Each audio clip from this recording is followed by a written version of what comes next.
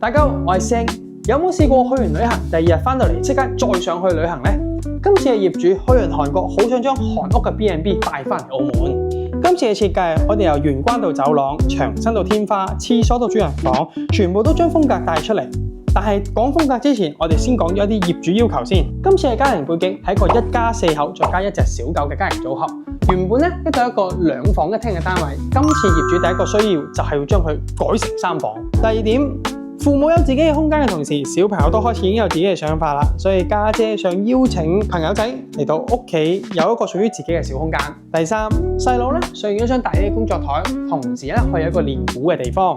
第四咧就係呢個屋企咧係有揾到工人姐姐幫手做下家務嘅，所以咧我哋需要考慮一個家政區嘅地方。最後啊，業主想主人房可以完全貫通翻成個屋企嘅整體設計。其實咧仲有好多想法，不如我哋一邊行一邊睇 ，Let's go！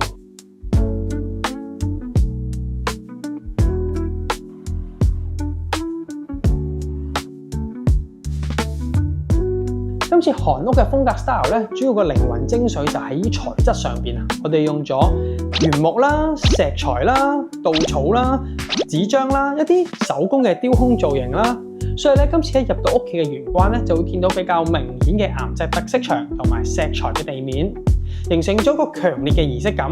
就係利用儀式感，將日常嘅工作疲倦可以通通帶走，每次翻到嚟屋企都有一個去咗旅行嘅感覺。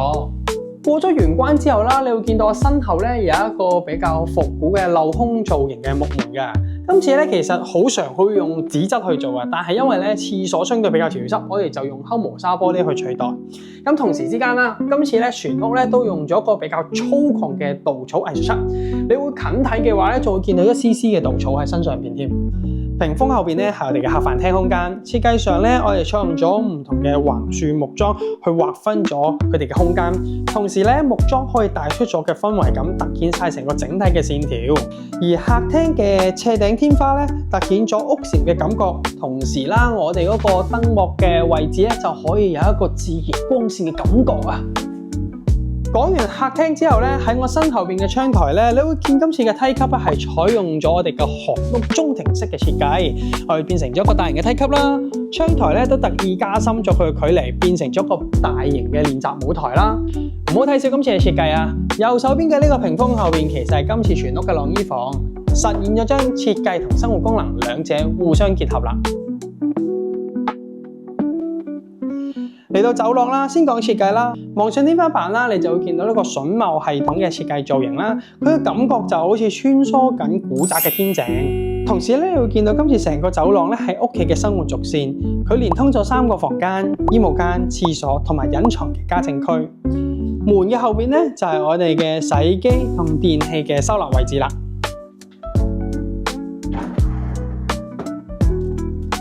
呢個位置咧係以前我哋主人房嘅衣櫃位置，熟悉嘅觀眾都知道我哋最中意將走廊嘅地方變成家政區，包括我哋之前睇過嘅海擎天、金峰南岸、巴拉巴，以下連結歡迎點擊。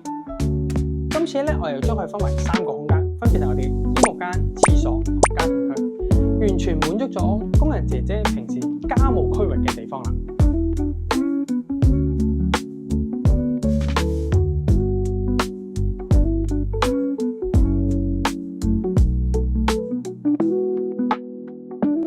嚟到介紹阿女嘅房間啦，今次咧我哋偷咗客廳嘅小部分，同時咧做咗上床下梳化嘅位置。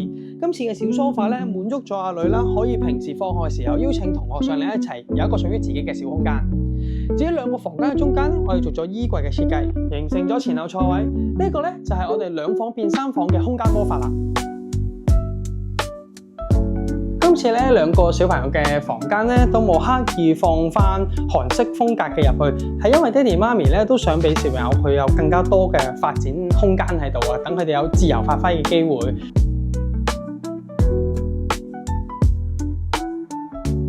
翻到嚟主人房啦，今次咧我哋將成個設計灌輸翻成個客廳到嚟主人房，我哋將長身嘅稻草漆延伸到嚟房間啦，木樁嘅造型變成咗我哋嘅房間板框嘅線條啦。岩板嘅造型啦，變成咗我哋嘅床頭嘅背景牆啦。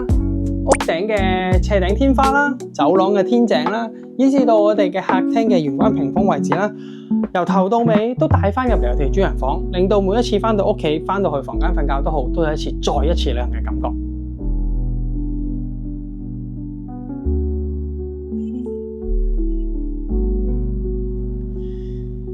好啦，今次嘅介紹就嚟到呢度啦。如果你都想將設計融入家中，聯絡我哋係 Trust Design，我哋下條片繼續見，拜拜。